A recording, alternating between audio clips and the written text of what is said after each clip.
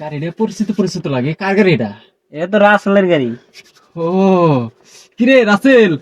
হ্যাঁ আরে চেংরা, তোরাইতে এতক্ষণ লাগে? এই কখন থেকে তোর লেগে বয়ে রইছি বেটা।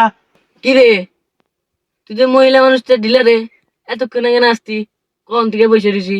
আর কইস না রে, ভাত খাইতে গিয়ে দেরি হয়ে গেল গা। ওই রাসেল, এই সিটা সাইডে দে, গাড়িটা টান দে।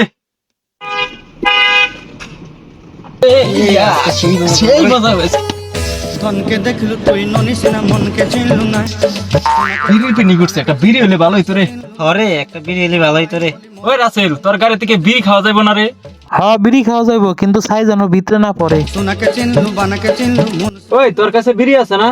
হ্যাঁ বিড়ির যে দাম নাই আমার কাছে বিড়ি। হরে ভাই, ঠিকই কইছস, বিড়ির যে দাম।